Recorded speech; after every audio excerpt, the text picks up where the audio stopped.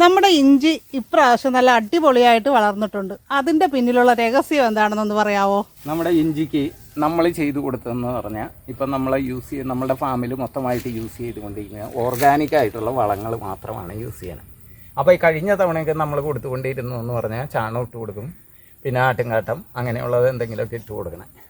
പിന്നെ ഇതിന് നമ്മൾ ഈ തവണ വിശേഷമായിട്ട് കൊടുത്തതെന്ന് പറഞ്ഞാൽ ഓർഗാനിക്കായിട്ടുള്ള ഗ്രോ എന്ന് പറയുന്ന ചെടിയുടെ വളർച്ചയ്ക്ക് ആവശ്യമായ സംഭവങ്ങൾ നാനോ ടെക്നോളജിയിൽ യൂസ് ചെയ്തേക്കുന്ന വളങ്ങൾ നമ്മൾ സ്പ്രേ ചെയ്ത് കൊടുത്തു.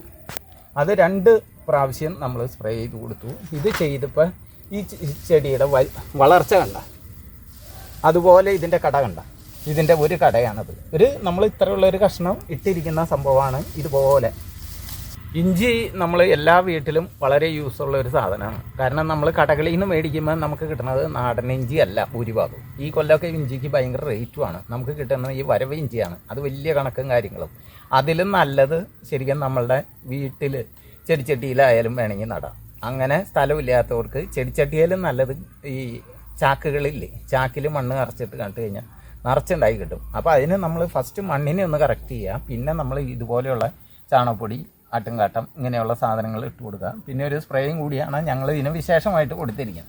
പക്ഷേ ആ സ്പ്രേ കൊടുത്തത് കൊണ്ട് നമുക്ക് കിട്ടിയ ഗുണം എന്താണെന്ന് വെച്ചാൽ ഇഞ്ചീനെ ബാധിക്കുന്ന ഒരു കേട എന്താണെന്ന് വെച്ചാൽ ഇതിൻ്റെ കടകൾ കെട്ടുപോണ ഒരു സംഭവമുണ്ട്. ഇപ്പോൾ ഈ തവണ നമുക്ക് നമ്മളുടെ ഇഞ്ചിയിൽ അങ്ങനെ ഒരു പ്രോബ്ലം വന്നിട്ടില്ല. നമ്മൾ ഉപയോഗിച്ചത് ഗ്രോയാണല്ലേ? ഗ്രോയാണ്. ഗ്രോ എന്ന് പറയുന്ന വളം ഉപയോഗിച്ചതിൻ്റെ റിസൾട്ടാണ് നിങ്ങളിപ്പോൾ കാണുന്നത്. അപ്പോൾ ഗ്രോ വേണമെന്നുള്ളവർക്ക് നമ്മുടെ വാട്സപ്പ് നമ്പറിൽ കോൺടാക്റ്റ് ചെയ്യാം. അതിൻ്റെ പ്രൈസ് വരുന്നത് 350 രൂപയാണ്, പ്ലസ് കൊറിയർ ചാർജാണ് കേട്ടോ വരുന്നത്. അപ്പോൾ അടിപൊളിയായിട്ട് നമുക്ക് ഇഞ്ചി കൃഷിയും മറ്റെന്ത് ചെടിയും വളർത്തിയെടുക്കാനായിട്ട് സഹായിക്കുന്ന ഓർഗാനിക് ആയിട്ടുള്ള ഒരു വളമാണല്ലേ? അതെ.